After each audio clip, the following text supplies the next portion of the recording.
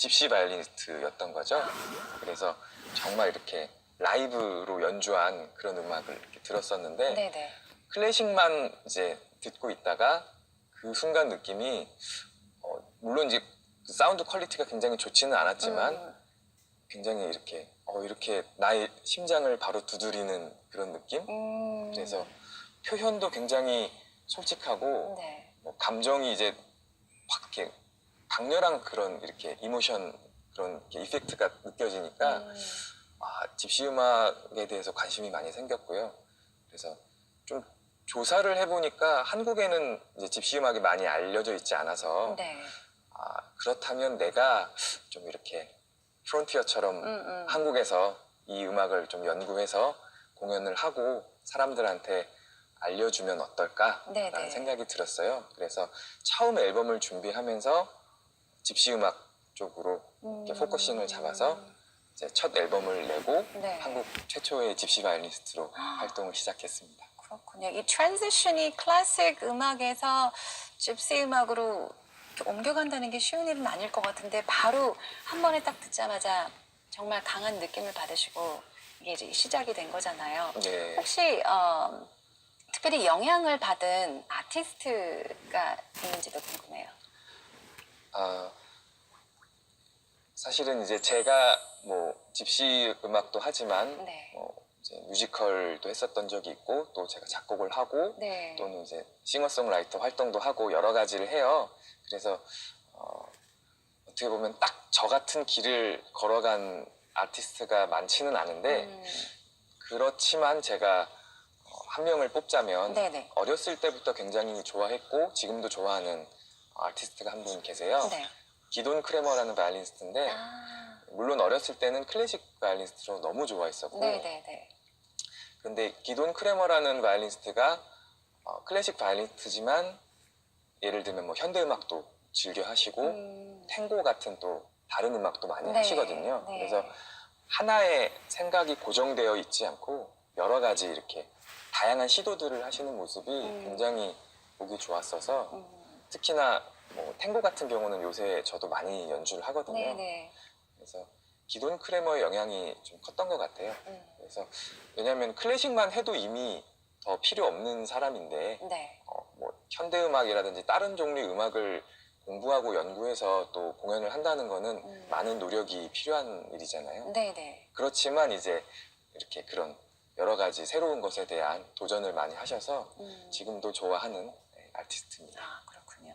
지금 설명을 주셨는데 바이올린 연주도 물론 하시지만 드라마 OST 작곡도 하셨다고 그랬고 또 뮤지컬도 하셨다고 그랬잖아요. 네. 어떤 음악을 작곡을 하셨고 또 어떤 뮤지컬에 직접 뮤지컬을 하신 건가요? 예, 출연도 했습니다. 출연을 하셨어요. 네. 어떤 작업들을 하셨는지 설명 부탁드릴게요. 일단 드라마 음악 같은 경우는 최근에 가장 좀 핫했던 드라마가 네네. 작년에 또 오해영이라는 드라마가 있었어요. 네. 거기서 이제 여주인공이 그 이제 결혼에 실패해가지고 네네네. 집에 들어와서 음악을 틀어놓고 거의 한 3분 가까이 이렇게 혼자 막 춤을 추는 장면이 나와요. 네. 근데 거기에 쓰였던 음악이 이제 저희 1집 앨범곡 키스 오브 집시라는 곡이 거기서 한 2분 30초 이상 끊기지 않고 계속 쓰였거든요.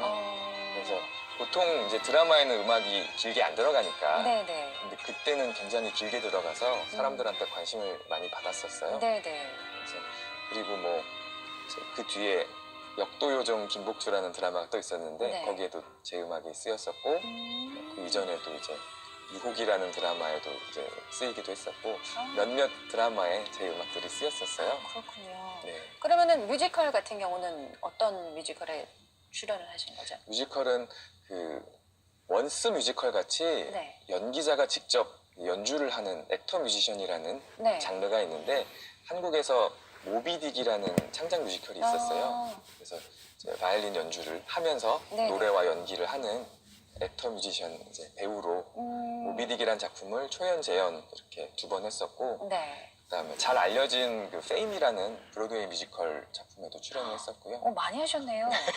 그리고 이제 또 오피리어라는 또 창작 뮤지컬이 있었는데 그 서편제 하셨던 김명곤 연출님이 하셨던 작품이고요. 네. 거기도 출연을 했었었고 그리고 이제 제가 음악 감독까지 했던 네. 페이탈 인비테이션이라는 창작 음악극도 있었는데 거기는 음악 감독 겸 이제 메인 캐릭터에서 주연이랑 같이 출연을 했었습니다. 굉장히 다양한 경험을 하신 것 같아요. 네. 근데 이렇게 콘서트에서 연주할 때와 뮤지컬에서 이렇게 출연을 하면서 연주할 때 그 느낌이 어떻게 다른가요? 이제 공연할 때는 무대 위에서 네. 콘이라는 사람이 이제 관객들한테 음악을 들려드리는 건데 네. 뮤지컬 할 때는 제가 아니고 그 특정한 캐릭터가 이렇게 마음을 표현하고 그 상황을 이렇게 음악으로 들려주는 거니까 네. 느낌이 정말 많이 다르거든요. 그래서 저는 뭐 행복하고 기쁜 상태여도 네. 그 드라마 스토리에서 굉장히 비극적이고 시리어스한 느낌이라면 네네. 그런 것을 이제 음악으로 표현을 할 수 있어야 되니까 굉장히 좀 신선한 충격이었다고 네. 생각합니다.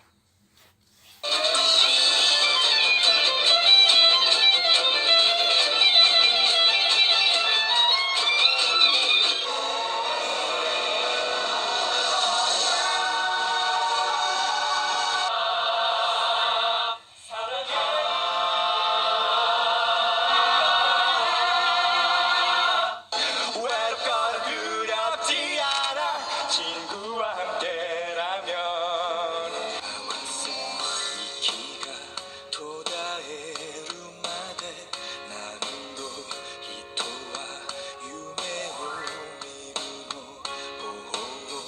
寄せる君ってなぜ僕の前に現れたの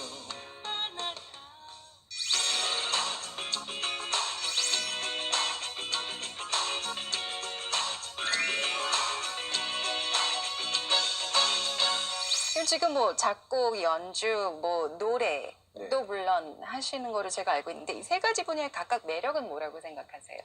일단 작곡이라는 거는 이제 없는 것에서 제가 창작을 해내는 거잖아요. 네. 그래서 무에서 저를 만들어내는 과정이라고 생각을 해서 가장 힘든 것 같아요. 왜냐하면은 없는 것을 만들어야 되니까. 그렇지만 한번 만들고 나면 제가 죽고 나서도 어쩌면 음악은 남아 있을 테니까 네. 가장 의미 있는 작업이 작곡일 거라고 생각하고요. 그다음에 연주 같은 경우는 사실 어렸을 때부터 바이올린을 했기 때문에 저의 중심인 거죠. 저를 여태까지 만들어 왔던 가장 베이스면서 이렇게 네. 코어 같은 느낌이 연주라고 생각하고요. 노래 같은 경우는 사실 바이올린을 비롯해서 모든 악기들은 다 2차 악기거든요. 그래서 사람 마음을 이렇게 도구를 통해서 표현을 하는 거기 때문에 근데 노래는 1차 악기예요. 네. 그러니까 마음이 바로 몸에서 나오는 거잖아요. 네네. 그래서 노래는 저를 표현하는 가장 중요한 도구.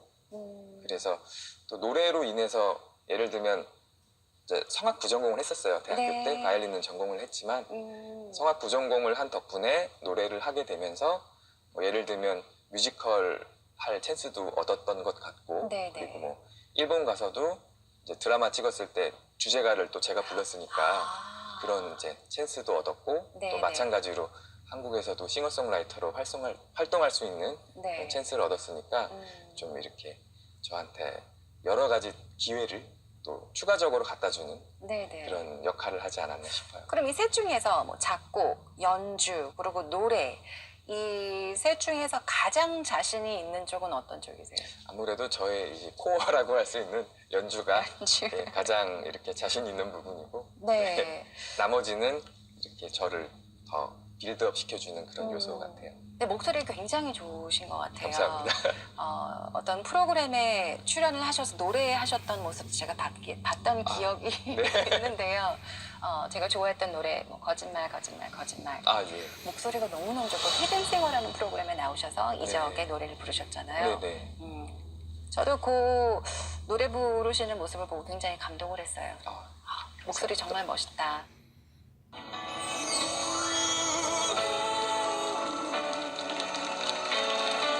찬바람에 길을 얼어붙고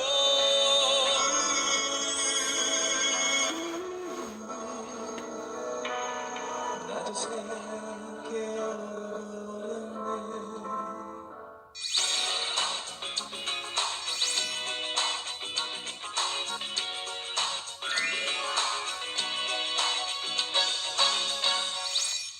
콘이 생각하는 집시 음악의 매력은 뭐라고 생각하세요? 어, 제일 큰 강점은 솔직함인 것 같아요. 특히나 이제 우리가 왜 살면서 이 솔직하지 못한 경우를 많이 보잖아요. 네. 사람들을 만날 때도 아무래도 좀 이렇게 가면 같은 걸 써야 되고 이렇게 이 생각 저 생각을 많이 하면서 사람들을 대하게 되는데 집시 음악은 정말 이 마음 그대로가 다 나타나는 음악이라고 생각하기 때문에 솔직함이 가장 매력적이고 그래서 제가 더 빠지지 않았나 싶습니다. 네. 그렇다면 앞으로의 활동 계획이 혹시 있으신가요? 지금 새로운 앨범이 나올 때가 됐는데 네네. 작년부터 준비하고 있는데 아직 이제 나오지 못했어요. 그래서 올해 가장 큰 목표는 앨범 발매가 가장 큰 목표고요. 네.